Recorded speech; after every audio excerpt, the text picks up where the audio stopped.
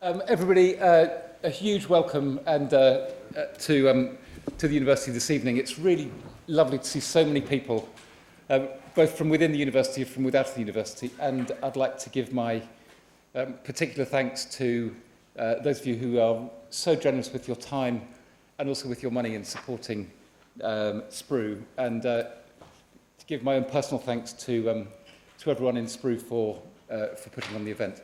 I'm Adam Tickell. I'm the Vice-Chancellor of the University, and it is a genuine honour for me, and it is an honour for the University to have this Christopher Riemann Trust lecture, which tonight, as you know, will be given by the wonderful Professor Luc Suter. None of you need to hear from me about Chris Riemann. Chris Riemann was one of the intellectual titans, and it's very easy to say that, but it is absolutely true in his case. Not only in his field, but in the social sciences across the world. He founded Sprue over 50 years ago, and I know that many of you here today were here for the absolutely magnificent 50th anniversary celebrations in the autumn. And over that period, Sprue established itself very rapidly as one of the world's first interdisciplinary research teams in science, technology and innovation policy. And amazingly, after 50 years, and as Johan said at the events last autumn, we're now middle-aged. Amazingly, middle age has been very kind to Sprue, and it continues to be one of the leading areas in science policy.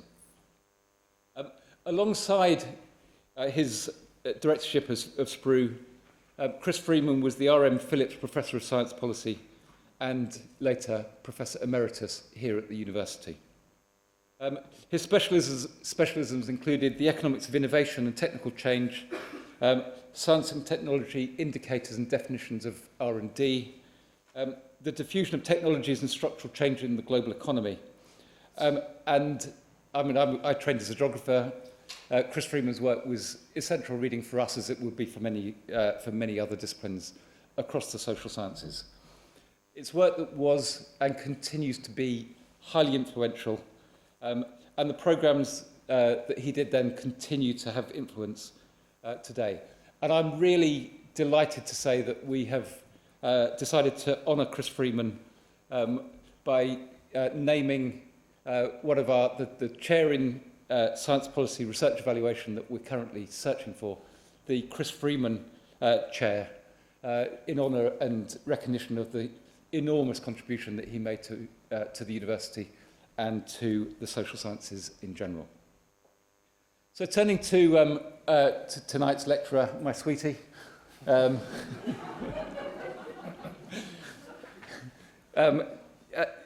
Luc is, I'm sure, known to most of you. He's no stranger to Sprue. He's a long-standing member and friend of the university. He's a Sussex alumnus and was a close colleague, co-author and great friend of Chris Freeman. They Luc co-authored the third edition of the Economics of Industrial Innovation in 1997 and brought amazingly insightful theoretical innovation and dimension to Sprue's work. He has a PhD in economics from this great university and received an honorary degree from here in 2016. Until recently, he held the best job title in the entire world. So I'm the Vice-Chancellor. When Luc was at Maastricht, he was the equivalent, and the title there is Rector Magnificus. I am putting in for a change in my job description. He's a member of the Royal Netherlands Academy of the Arts and Sciences and the Dutch Advisory Council for Science and Technology Policy. He's chair of the high-level group Research, Innovation and Science Policy Experts of our great friends at the European Commission, and he's a member of the School of Business Management and Economics Advisory Board and chair of the Sprue Advisory Group. So I genuinely can't think of a more appropriate person to be giving the inaugural annual lecture.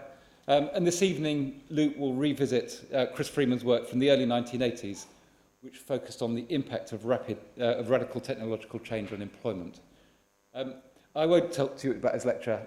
He can do it much more eruditely than I can.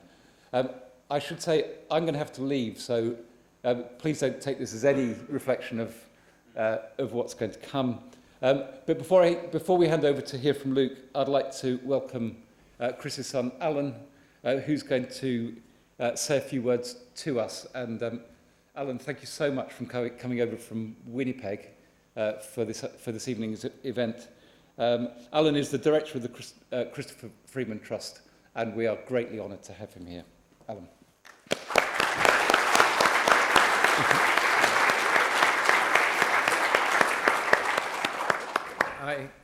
Everybody hears me.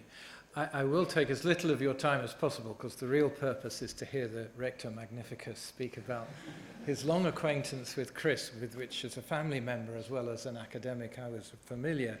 I must express the tremendous thanks that the Christopher Freeman Trust owes to Spru, to Luke, to the university, and to all of you for coming. So thank you very much. And I'm briefly just going to say a couple of words about what the Trust is and how you may be able to help both Spru and ourselves.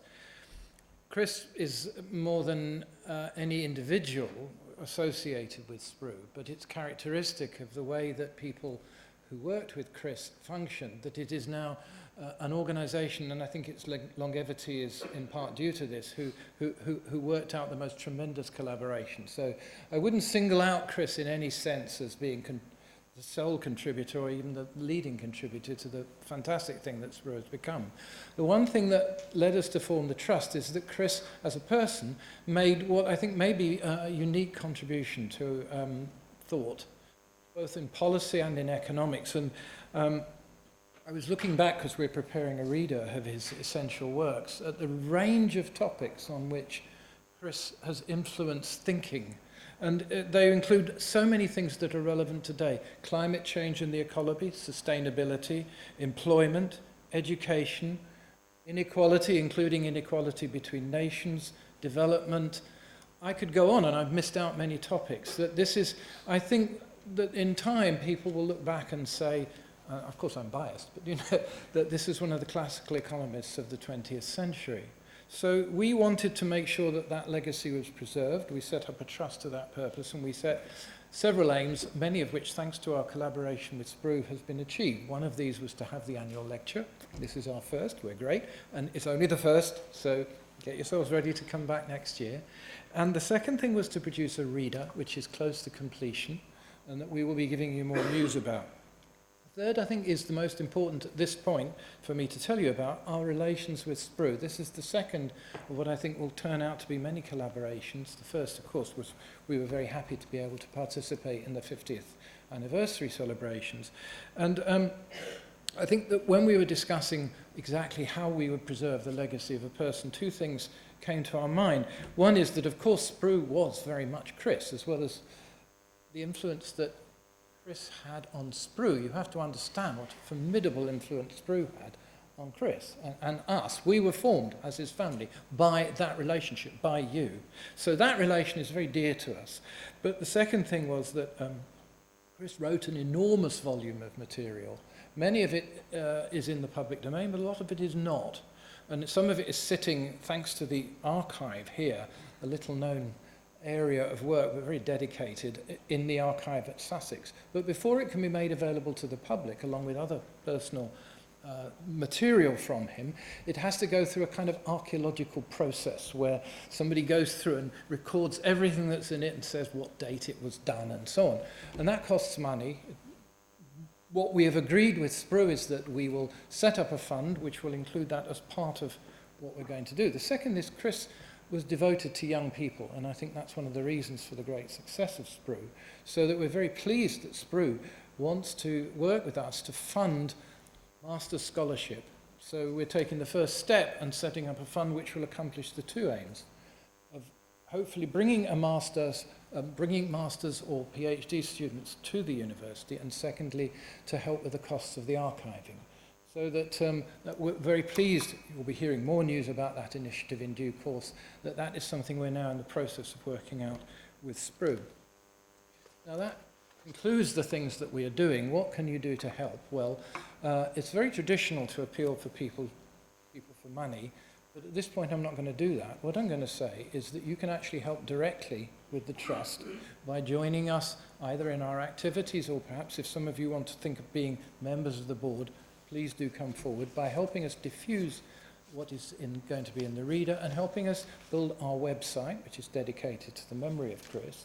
Those are all things on which you can get involved. And I think that's probably the most appropriate thing that we would ask in terms of your commitment. But watch this space in terms of all the other developments, the next annual lecture, the fund that we're setting up together. And thank you once again for coming to this event.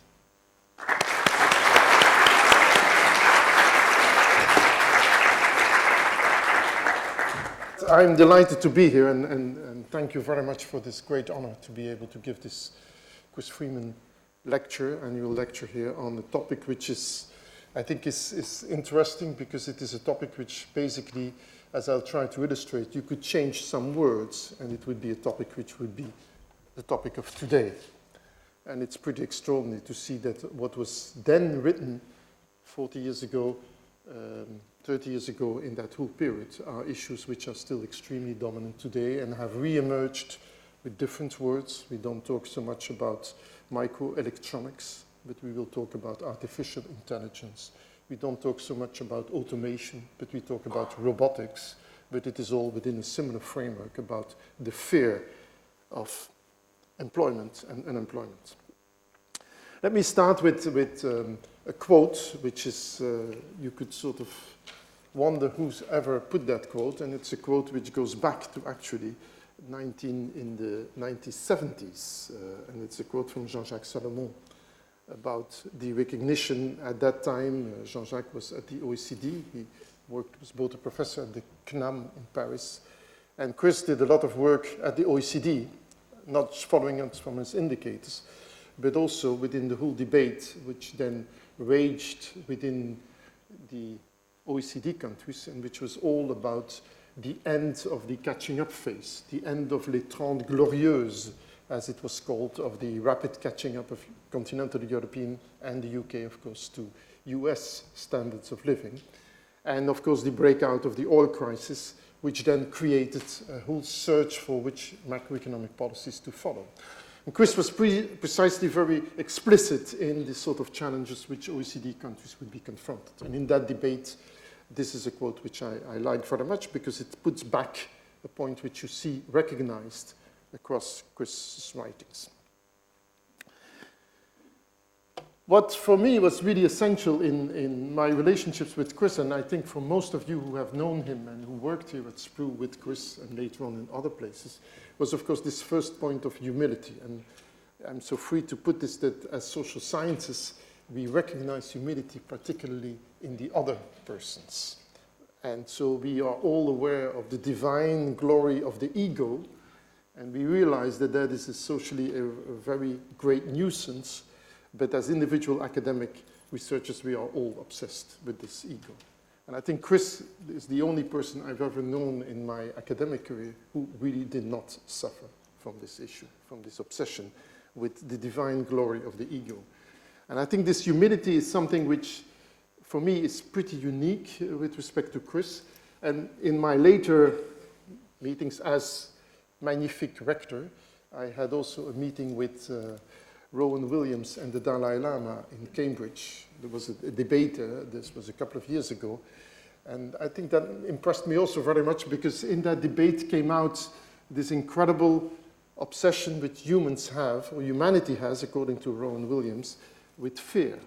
And he put it really in those terms that humans have an addiction to fear, and that fear is continuously fed by the media, by the search for extraordinary events which might occur, and which is really basically the feeding ground for this continuous search for security, for habits, for routines, for, you could even argue that the search, as the Dalai Lama put it very much, the search for these extremely rich people for continuously wealth, which was way out of proportion to anything they could consume, was very much related to insecurity and to fear of the future. And he put that in very neat ways. And I think this, to some extent, the debate I would like to talk to you tonight about employment and technology, is very much a debate about fear. Fear about one's own future in terms of jobs, in terms of security of income and employment. Once one grows out of this phase and one has secure jobs, fear about the jobs of one's children in terms of finding jobs, the guarantees about those jobs, and then in later stages like my own now, fears of your grandchildren, etc. And so this fear continues to debate, to fix within these concerns about employment as it is. And Chris, I would say, the combination of both this humility with his detailed knowledge on the new technologies led him to this, what I would call this unique fearless, one could say, in addressing the technology employment debate. And let me just make a comparison. If you read this with what you will read in the, say, I take here Computer Weekly, what you'll read today. And you will read here, for instance, a quote from Douglas Coupland, author of the novel Generation X, Tales for an Accelerated Culture, which tells the story of a group of people in the generation born between the early 60s and the early 80s, known as Generation X. So his line is continuously that artificial intelligence, robots, and the Internet of Things will have an unprecedented impact on what people do. Maybe there will be new jobs categories created, but maybe it will take a long time for that to happen. But in the meantime, you will get artificial intelligence replacing millions of jobs, and people will ask themselves what their jobs will be. Coupland said his fear was that there is too much, too quick. We are at this hyper-accelerated pace now, he said. We're going to lose jobs faster than we create them, and during that different zone, it is going to be very politically unstable, and I hope governments have a plan B. And this is really the way you see this in history, how this debate, this similar debate, comes back in different forms, but really has at its core its same features of this kind of fear of the future, and particularly fear of new technologies and what they could imply on the social side. Chris started this, the technology employment debate really in Spru in the late 70s, as I already mentioned, once the OECD debate started about the oil crisis and the need for structural change versus Keynesian approaches in the mid-70s. This was the famous so-called McCracken report published in 1977. And Chris wrote a atypical, for Chris, extremely strong critique on that report, basically saying that what was happening then was not something about a temporary crisis related to oil price increases, but was a much more structural crisis, which was much more fundamental. The second major piece which Chris wrote was in the critique of Gerhard Mensch's book in 1975, Das technologische Pad, Innovation überwinden die Depression. Chris was one of those few authors, economists, who read German. And so he had read that book at an early stage. It was later on translated into English. But these two features brought him to start to address within Spru the issues of technology employment. He did so within a framework which I will not be talking about, but which was very much associated, of course, with the cycles of Schumpeter and went into there further with respect to long waves, etc. But I'll focus here just on the employment side, because that was ultimately what led to this Social Science Research Council project, big project of TEMPO, Technology and Employment, in which, apart from Chris Freeman, Charles Cooper, John Clark, Barry Patel, sitting here somewhere, Ken Guy, Roy Turner, Maria Hood, and myself participated. And this was a project which led to a whole set of publications in the area of trying to assess what would be the employment implications of the new technologies. People were very much obsessed at that time. And don't forget, 1982 is a real, could say nearly depression, recession, certainly in the European countries, and the whole fear of unemployment and the way microelectronics and automation would substitute for jobs was really very strong at that moment. One talked about 6 million people being affected and becoming unemployed. I quote here, and I will quote this just from the slide here. In 1986, we held the 25th anniversary. Many of you were present there. I think that Slavo was there, Carlotta was there, in the White Hart Hotel in Lewis. And that was the official retirement age of Chris at 65. And a festschrift was produced. And in that festschrift, I sort of wrote a piece of paper reviewing what Chris had written at that time, up to then, and very much focusing on the employment side of the technology-employment interaction, because that had been the issue I had been working on together with Chris and many others at Sprung. And let me just read out a little bit what I'm saying here, because it remains surprising that Chris, who was typically an economist, but very much focused on indicators, on the microeconomic aspects of innovation, remember the SAFOR project, on aspects, of course, about the human dimension, the broader issues and the future, such as the project, of course, with respect to the future, the Malthus with a computer, he started to address macroeconomic issues. And that was not obvious that for somebody who had these detailed microeconomic issues, somebody like that would start to address these macro issues. And so you could say that to some extent he would, and you see this in his first writings on this, that similarly to what you read today, like the quote I just made from Coupland in Computer Weekly, this very strong focus on a particular technology and its potential for productivity gains and for replacement of jobs becomes a focus by which one automatically overestimates those employment implications and underestimates the compensation effects which will accrue to various mechanisms of reductions in prices, machines which have to be bought, etc., the traditional so-called compensation mechanisms. And the question was, of course, that whether at that time there was continuously these fears of mass unemployment, etc., like in the 30s, which was again a period in which we had a similar debate on technology and employment. And so I wrote there, and I just will quote there, could it not be the case that Freeman, as so many other technology experts before him, ignored many of the macroeconomic price adjustments leading to employment compensation, overestimating therefore the employment displacement nature of technological change? Is there also not a presumption that precisely because of his detailed technological knowledge, he will, as so many other innovation specialists, be inclined to overestimate both the revolutionary employment impact and the speed of the diffusion throughout the economy of these rather few technically revolutionary inventions or innovations? And I tried to argue in that paper that this was certainly not the case, that on the contrary, Freeman's earlier short-term pessimistic predictions about the employment impact of technological change were in the first instance inspired by the ease with which the emerging structural employment crisis was being dismissed as of the traditional recessive type, the result of an unfortunate external oil shock crisis to which labor markets would adjust in a relatively straightforward way, and on a more personal level by his deep-rooted human concern for the social and political consequences of mass unemployment.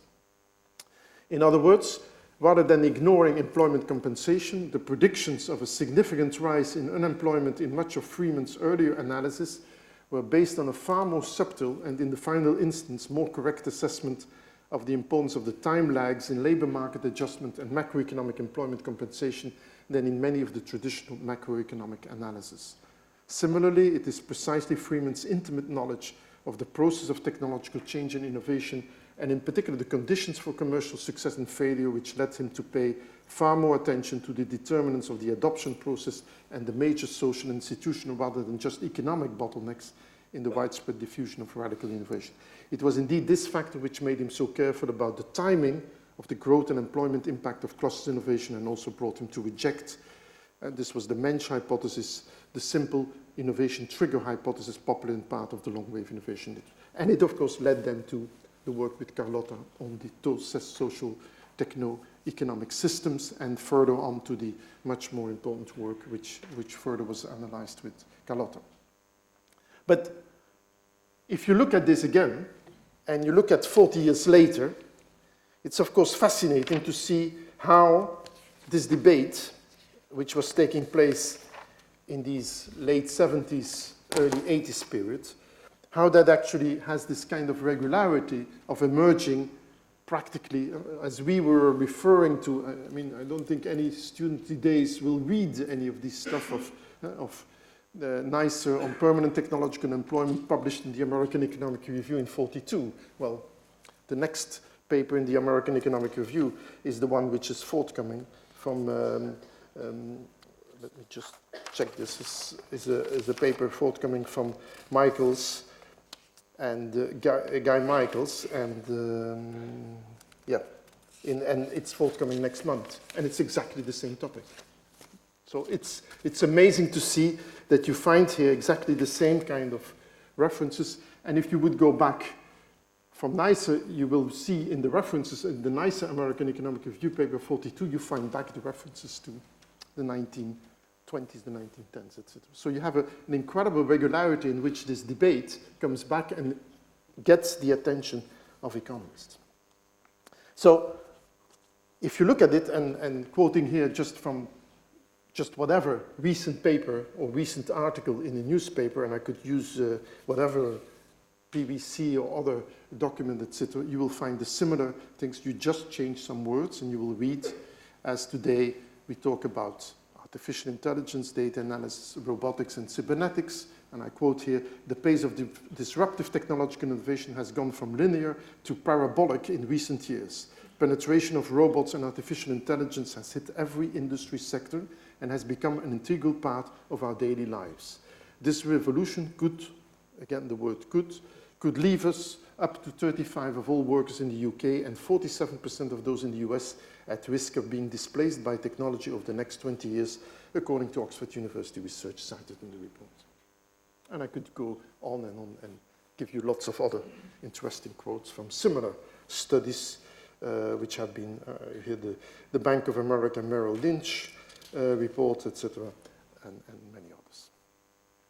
And it's interesting that, again, even within SPRU, this was, of course, a debate. I don't think Ian Myers or others are here, but once we had the debate at one of those SPRU seminars, Chris Freeman and myself and John Clark, and we left the building and they shouted, maybe some of you will still remember this, and they shouted at us, Luddites from the things, etc.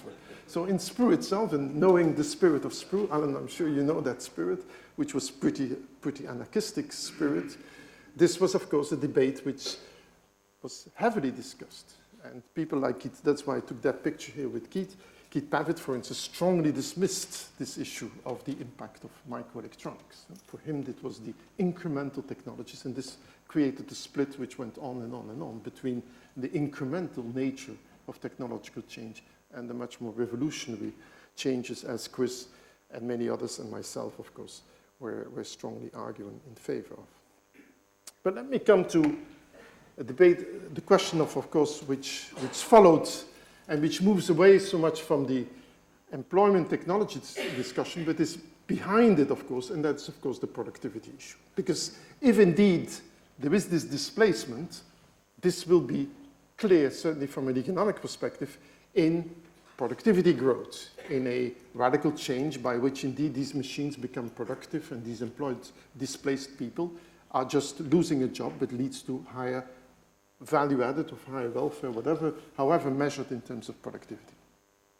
And of course, at that time, or a little bit later, after these debates had taken place, was of course the fact that there was very little evidence on productivity gains associated with microelectronics or with automation. And Bob Solow, of course, put this in a review of a report in the New Yorker, where he basically observes you can see the computer age everywhere but in the productivity statistics. And this is a statement of 1987.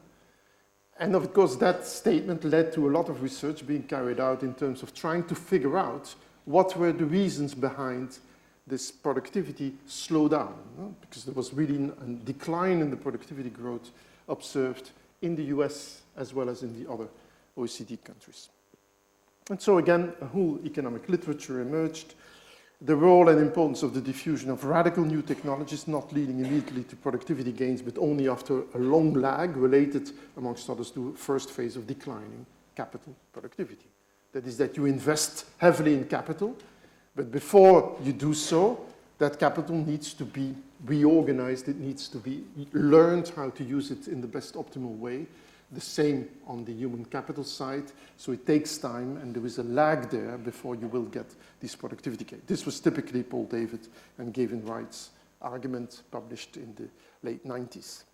There was, of course, the debate itself, which Chris, I should add here, of course, Carlotta, but Chris put it in the terms of this similar line as Paul David had done with referring to the historical literature on unit electric drive in a very explicit way in his 87 article, where the need of organizational change could be that you only notice the efficiency gains in a much more later stage. And this was typically the example of electricity being introduced, and where unit electric drive only led to the major productivity gains in most factories. And again, this was fitted very much the timing, but it focused very much on the need for organization, radical change. And there was, of course, the old theories which we knew from Jan Tinbergen about the balance between education and technology, that you could have phases of very rapid technological change, which would lead to shortages on the educational side, and that this was a continuous sort of balance between a race between schooling and technology. And I think this is, it's fair to say that this has been extremely interesting and has occupied many economists over all these years to write about what was the reason for this. If I come back again, and I each time will make the comparisons between at that time and today, the current US debate in the area of technology employment, it's interesting to see that whereas we were very much in discussions about a European debate, not just continental Europe, but also in the United Kingdom in particular, today this debate is very much a US debate. And the authors, and if I take, for instance, the papers by Jamovic and Siu, and the paper by Gratz and Michaels, this is the forthcoming paper I just mentioned, they focus very much on the US and the way that indeed, at the moment, the middle-skilled jobs involving routine tasks are susceptible to replacement by new technologies, and how this emerged, and that each time after every recession, this remains, and they are pushed out of the labor market. And this is what leads to slower growth during the recovery. And this is sort of their explanation of productivity slowdown in terms of with the technology employment dimension. If you look at Gratz and Michaels' paper, which is forthcoming in the AER, the interesting feature there is that this is now clearly emphasized that this is only in the US, that in most of the European countries this phenomenon is not there.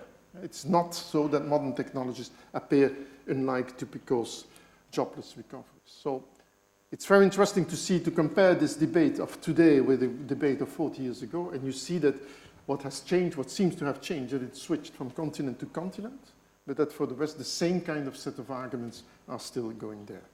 And so, have we learned anything? Well, I think it's useful to focus again today on productivity, just as Bob Solow did it in the 80s.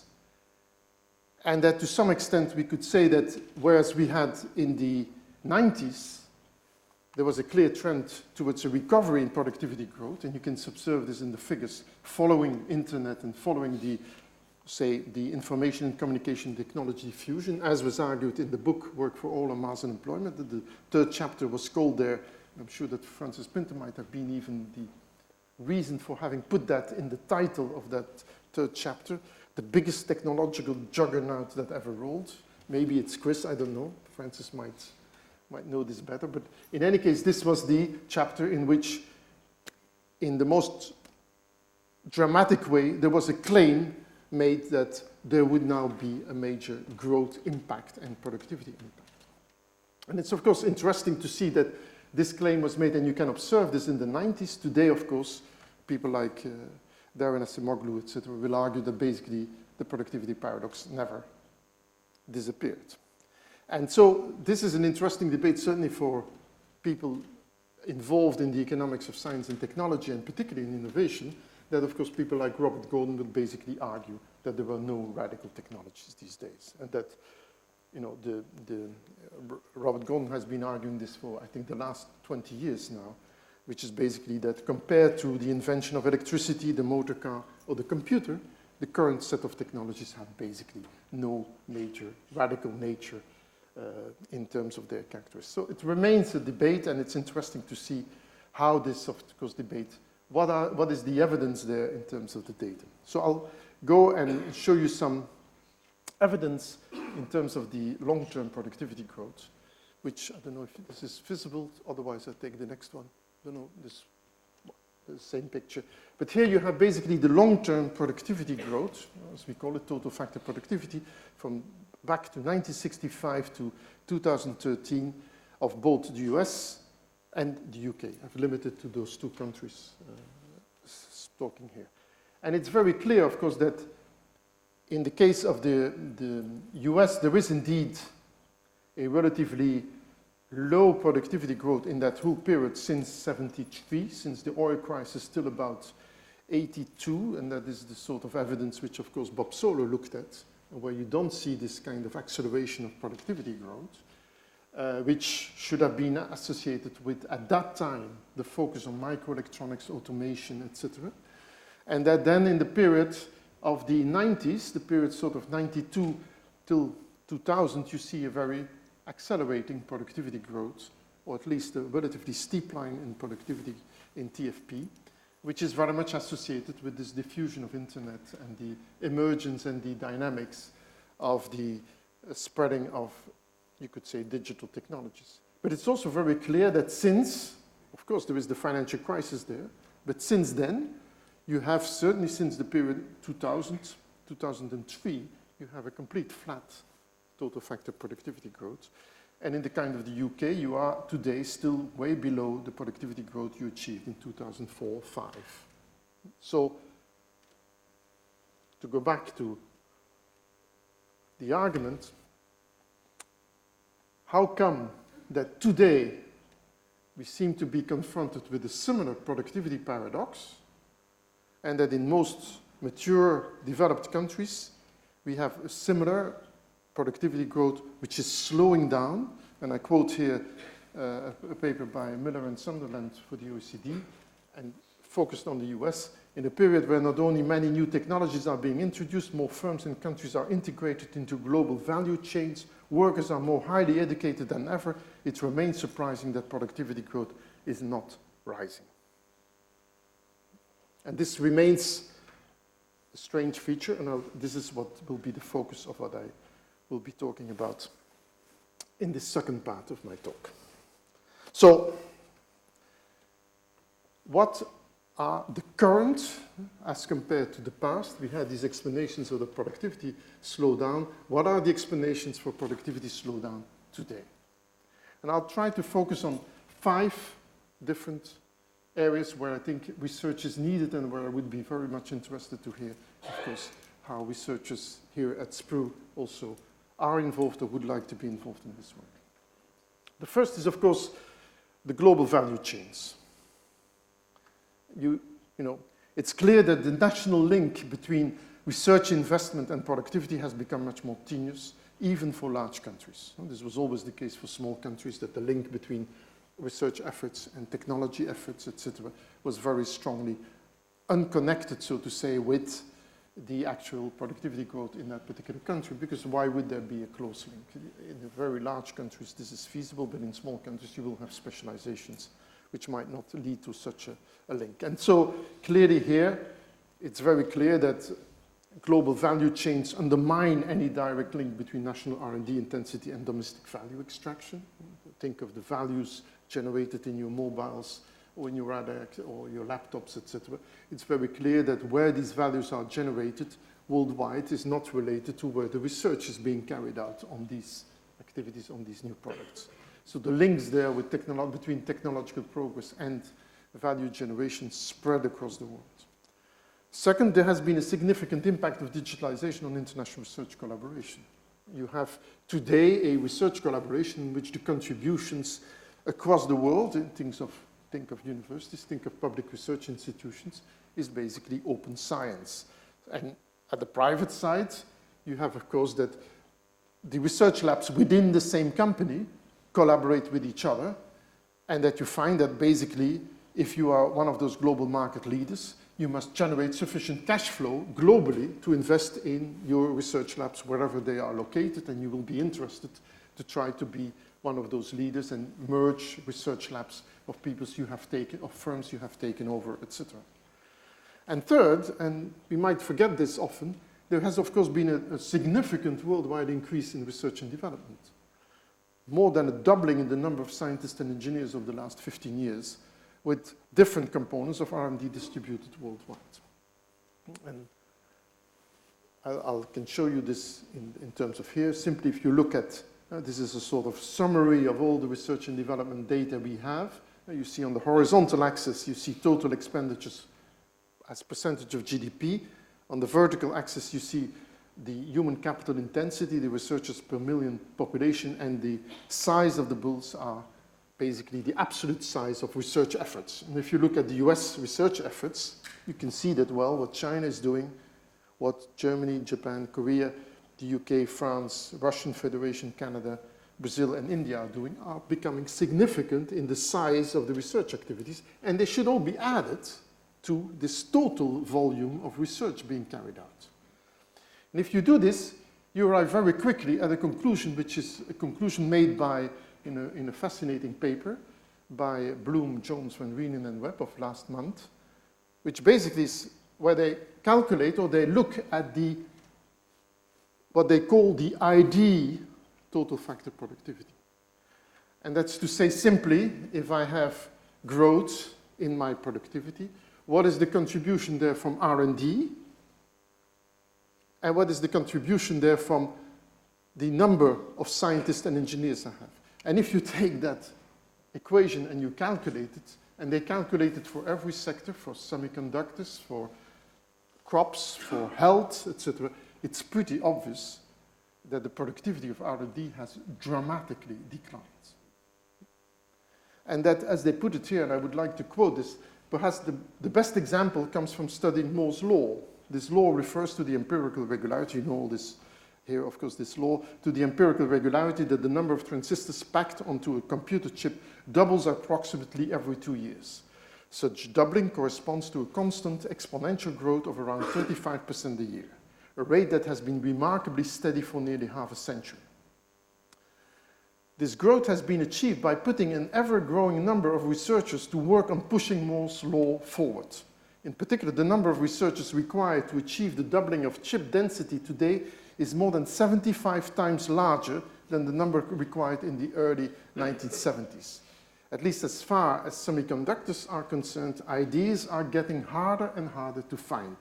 Idea, total factor productivity in this case, is declining sharply at a rate that averages about 10% a year. And this is just limited to the US. They apply this also to crops, to health, and you see that you have declines which are much more significant. And it's pretty obvious that is that as you carry out much more research at the global level, and that you have, and I'm talking here about the technological frontier countries, you see the impact of, you see the outcome of that research reflected in whatever, new patents in the pharmaceutical industry, new crop varieties in the agriculture sector, or as in this case here in semiconductors, the continuation of the Moore's law beyond what Moore initially foresaw, namely something like in 2000, now it's expanded to 2025, you need continuously more and more research to achieve these ideas. That doesn't mean that you should stop funding research. It simply means that to get, in terms of the impact and the output of research, you need continuously more research. And basically, this is one of the solutions possibly to your unemployment fear, that is that we will all be researchers in the end. And if you look at the data, then of course it's striking. Here I put in the business enterprise research and development expenditures in absolute terms on the horizontal axis and total factor productivity on the left side. And you can see typically again in this figure for the United Kingdom how this growth has gone on and how since 2000 this is more as a steady line. So you increase continuously your R&D expenditures, but your total factor productivity is stable. doesn't grow whatsoever. If you do this with public research and development, of which we all live, it's even much worse, because you see this parabolic curve, and the declining productivity in terms of TFP growth or impact is even more dramatically declining, and you could more or less say that thank God for the British government, who has continued to fund from 2000 quite substantially public R&D funds in this country, the total factor productivity has not increased whatsoever. And I can show you these figures for the United States, similarly, and for the United States in its public funding. So, question, again, second explanation of why we are confronted with a productivity slowdown today is because we are working at levels in which it is indeed much more difficult to find new ideas, and in which we reach, of course, within the research side, the need to continuously further spend on research and development to achieve new ideas and new insights. Third explanation, could it be that there is a broken research diffusion nexus? I focused up to now very much on research investment in research and development, and it could, of course, be the spreading of technology. Think back to the earlier work of Chris Freeman in particular, where diffusion, of course, is a central feature, and the whole cyclical features to it. But again, if you look at it at the individual firm level, and the data we have there, it's very clear that there is a growing gap in the productivity between the global frontier firms, you all know them, certainly in the areas of ICT and social media, etc., and the domestically oriented firms, which of course raises question whether this diffusion process within global firms operating at global levels and firms at national levels, whether that diffusion process is so straightforward. And I refer here to a quote from Angel Gurria last year, where he clearly stated, "It's clear that the knowledge and technology diffusion machine is broken." In short, for him, there is a growing gap between the productivity gains achieved by the best, most innovative firms and the rest, an apparent breakdown in the trickling down of innovation towards the following firms operating predominantly in national and local markets. And this is, of course, a phenomenon which you observe very much on the European side, because you don't have your single market in the sense of many other areas. You still have a lot of fragmentation within different European countries. And so what you will observe is that you have best practice at the global level, but at the local level, you have all, particularly in the Eurozone countries, you have all kinds of firms which are basically surviving, which are, you could call them zombie firms. They just raise sufficient income to pay back on their capital investments, etc. Again, this is very clear if you look in more detail at the total factor productivity between countries, and where it is still pretty remarkable to find that the European Union as a whole, and the Eurozone area in particular, is today at a productivity level which is the same as what it was in 2006-07.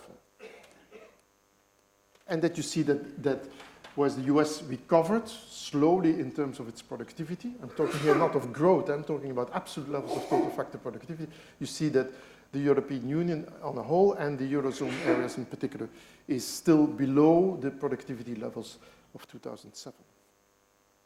Fourth explanation. Well, this is another area which I think is becoming more and more recognized, and it's interesting here that it's an OECD paper. I don't know if any of you have looked at it. This is a paper by Paunov and Dominique Guélec, and it goes into the argument which, to some extent, none of us has entered sufficiently, and that is the link between digital innovation and income inequality. And they have a whole OECD paper which looks in detail at that link. And let me again quote from their paper. The increasing importance of digital innovation has increased market rents, which benefits disproportionately the top income groups. In line with the Schumpeterian vision, innovation gives rise to rents from market power and scale economies. This is magnified with digital innovation, in which the intangible component, which is the source of rents, is much larger than in traditional manufacturing innovation. Highly concentrated market structures, such as winner-take-all, allow rent extraction. In addition, digital innovation tends to increase risks, because even only marginally superior products can take over the entire market, hence rendering market shares unstable. instability commands risk premia, hence higher expected revenues for investors. Market rents accrue mainly to investors and top managers and less to the average workers, hence increasing income inequality. Market rents are needed to incentivize innovation and compensate for its cost, but beyond a certain level they become detrimental as rent seeking then substitutes to innovation in business strategies. And this is of course the way the model they develop there works, is that you have digital innovation which lives off economies of scale and global economies of scale with reputation and network effects. It brings about the typical creative destruction with respect to local companies and local ways of operating, which will be a concentration, a massive concentration on winner-take-all markets. That is that a couple of leading firms will globally become the market leaders, extract market rents, which are further, will destroy market rents, of course, of existent incumbents in many of these firms and lead then to a very high return on top executives and key employees and a high return to capital, but a lower return to labor. And that follows from the creative destruction which occurs in the domestic market and the social mobility which ensues from it. So this leads, the Palmov and Gelek paper leads really to a, as you saw in this picture, to rents from digital innovation which directly affect the income distribution through, on the one hand, capital, the shareholders, the investors, the top executives, and key employees of the winning firms, who often own capital and hold managerial and leading positions in those firms. And adding it all up explains why the share of capital versus labor in national income has increased, particularly in these innovation-intensive economic activities. And they give a lot of evidence by sector to show how this is particularly the case in these innovation-intensive sectors. Average workers have been less successful for a number of reasons. They face more competition in the labor market, are increasingly employed in temporary work arrangements, and all this, the more so the case for the growing number of workers employed under alternative work arrangements such as temporary help agency workers, on-call workers, contract workers, freelancers, which represent the bulk of job creation in most countries. And I added this as a personal note. If Chris Freeman would still be with us, I'm sure that he would have been there to point out that the combination between this globalization linked to digital innovation, the financialization of the economy through these rents-seeking activities, and the unskilled labor displacing technologies with the weakening of trade unions are the causes of the growing income inequalities. Let me come to a fifth and last point in terms of trying to complete the picture. And I think here I will be much more speculative. I put in my own, an own note in terms of interpreting where this explanation, this search for explanations of the productivity slowdown while we are all talking about rapid new technologies and artificial intelligence, robotics impacting it. In 2011, I was allowed to give the Maria Hoda memorial lecture, and I put there forward, and Johan knows this very well, I put there forward this idea that the Schumpeterian process of creative destruction, as it is used in the previous one, can, which is a positive aggregate development, whereby the renewing of society's dynamics and the leading of this creative destruction leads ultimately to a higher level of economic development and welfare, of course at the expense of some of the incumbents, but many newcomers. And this renewal leads ultimately to a higher level of development and a higher level of jobs and a higher level of welfare. But as I put it at that time, and I gave some examples, you could also have, of course, the opposite phenomenon of destructive creation. That is that you don't have an increase in the level of welfare or development, but that you have exactly the opposite, and that you have a process by which innovation benefits a few at the expense of many, at the expense even of the system, such as typically in a number of financial innovations. Think of credit default swaps and other examples where you typically have a number of innovations which have benefited very much a number of parties in the financial sector, but exposed or put the risks of these financial new innovations to the rest of society, and as such led you to a society with much higher risks as a whole. This is what I called destructive creation.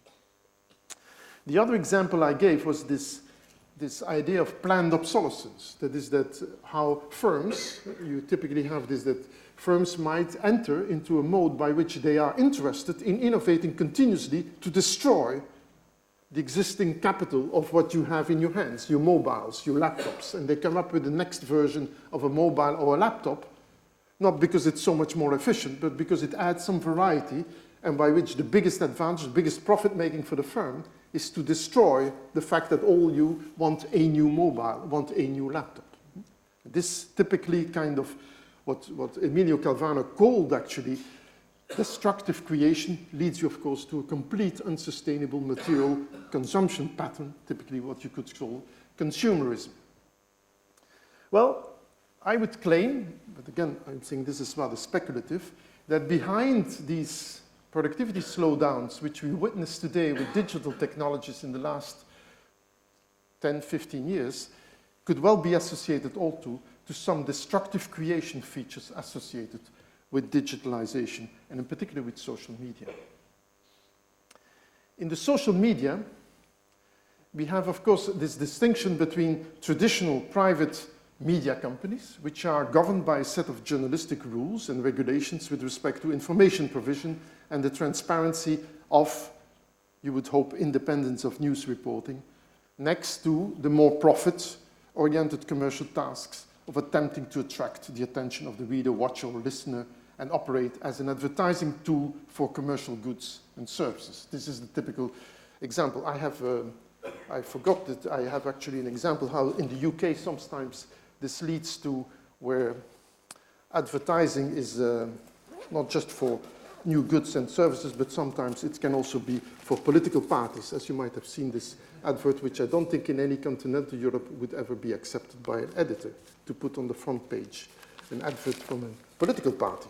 But separately this, not making my point, I just wanted to say that in the digital world, the new social media platforms have a different central purpose. And I think we should really understand this. And this purpose is to harvest as much time as possible from the reader, watcher, or listener and translate such time in revenue.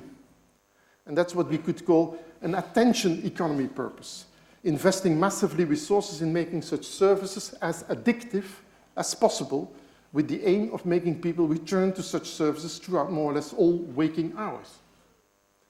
And this is the similarity, of course, with Calvano's model, where consumerism addictive to new generations of products. Here it's addictive to return, to become addicted to basically be in continuous communication or news searching on social media.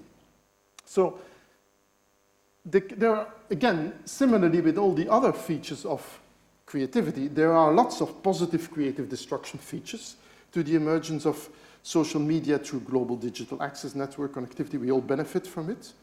Traditional media have been forced to renew and reinvent their business model, renewing the whole way in which citizens communicate with each other. But again, my claim would be that there has been a significant impact on productivity. And this is where Calvin Newport and work on deep work is interesting, because what they basically illustrate is that social media weaken the skills of concentration without distraction because of their addictive engineering features, which are comparable in many ways to the phenomenon of planned obsolescence with respect to material consumption, as I already mentioned. The more one uses social media, the more one's brain learns to crave for a stimulus at any hint of boredom. Compare, for instance, the regulatory difficulties in imposing restrictions on the use of mobile communication in traffic. Or if I may say here, in teaching. I haven't observed this this evening yet here. But it's actually no surprise that it is a company like Google who is most interested and keen in developing autonomous driving. So in short, there is a point at which the use of internet impedes one's productivity, something which is likely to be individual defined and which can undoubtedly be enhanced and learned through more conscious and time awareness training, but there appears also, however, a macroeconomic health or whatever issue in terms of an attentional crisis. And I'm personally convinced that this is also one of the factors which could well explain this productivity slowdown or the lack of productivity growth. Let me conclude and coming back to basics. And the basics are basically that we have the old versus the new distributional issues. It's clear that, and this was already something which Chris and many others pointed out, the social welfare systems would have been the systems which would have addressed the issue of technology and employment and addressed to this adjustment, these dynamics in society linked to new technologies. And it's clear that these social welfare systems have been incapable of addressing these issues because they became stuck in providing social security primarily for what I would call here the caricature of full-time blue or white-collar workers. In the 1994 book, published by Francis Pinter, and subsequently in a high-level economics group report for the European Commission, Freeman and his colleague, including myself, had a strong belief in the malleability of the information society at that time. We believed, and you can see how naive you would be at that time, that you could adjust this information society according to political wills, according to expressions of going in different directions. And we literally wrote, there could be different models of information societies just as we have seen different models of industrialized societies. 30 years later, I would say this was pretty naive, because you can see that you are confronted with global disruptive innovations, with local incumbents being undercut by regulatory free riders, with volatile employment conditions, and there's no way your social welfare systems can adjust specifically for these features. You see that there are global distributional issues with what I would call, we have in economics always this talk, the economists amongst you know this, the general purpose technologies, which affect and impact.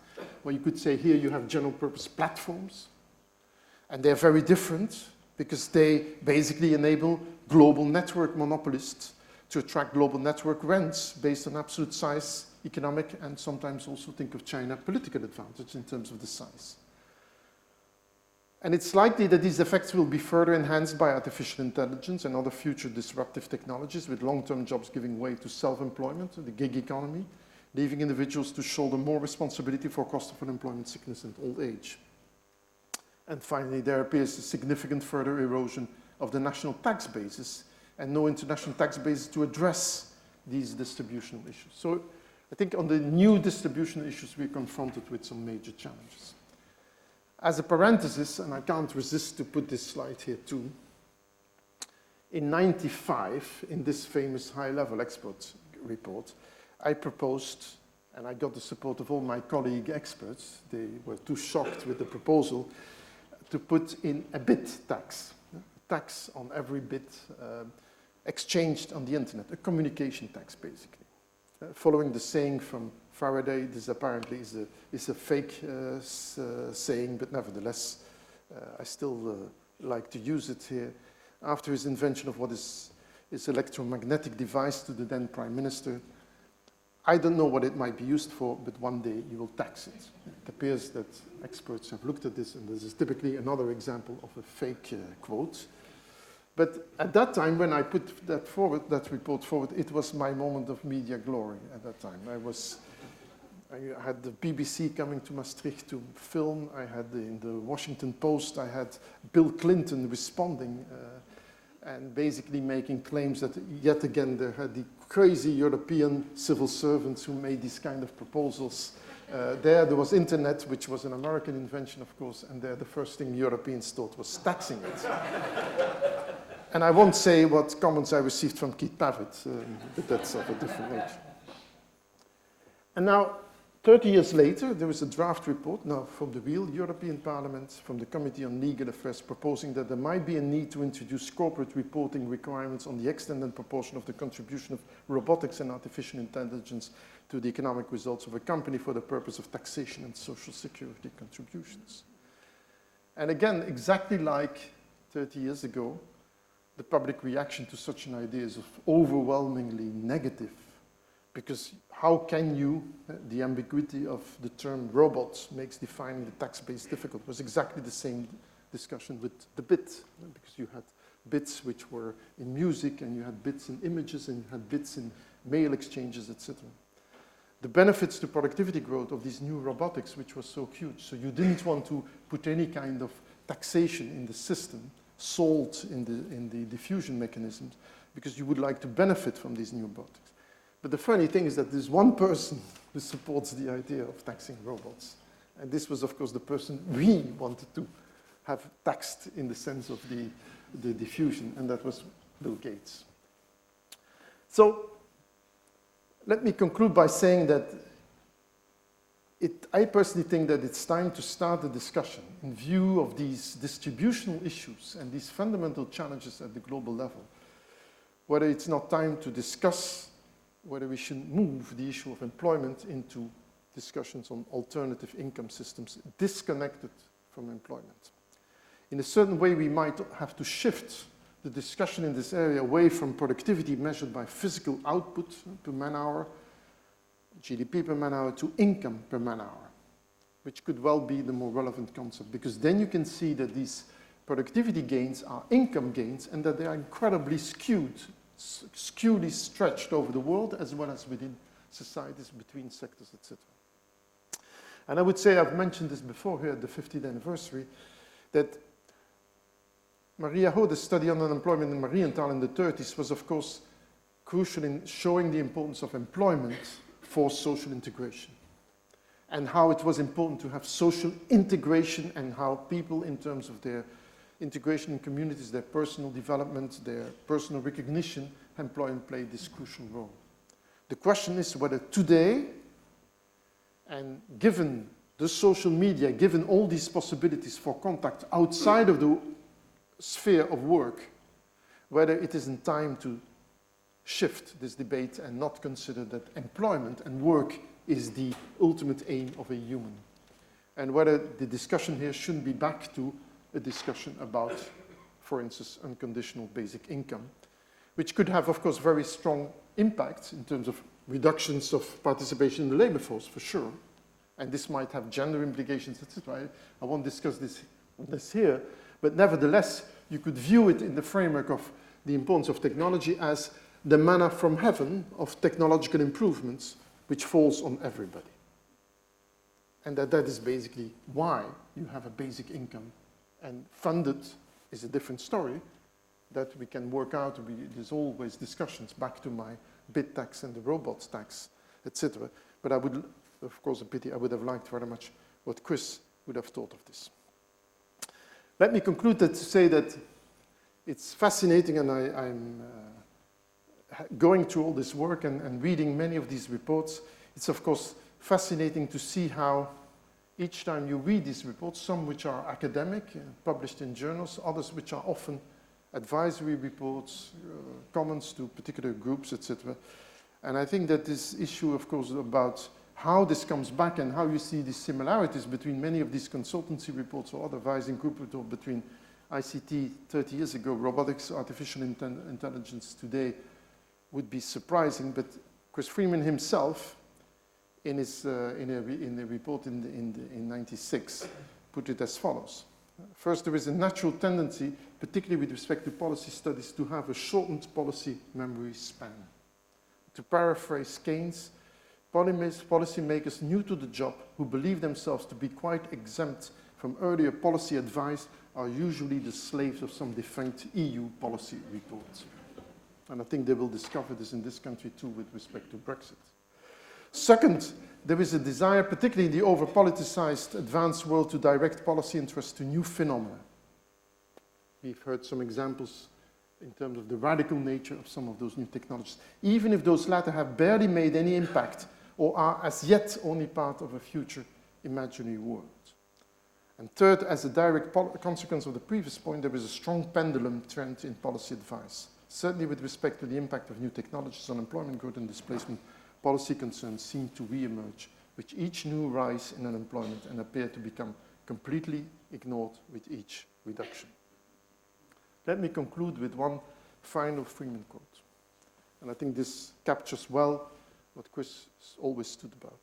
The technology in itself is neither good nor bad. It is the use which human beings make of any technology which determines both the nature and extent of the benefits. Moreover, these do not accrue automatically to everyone in society. For most innovations, both benefits and costs are unevenly distributed.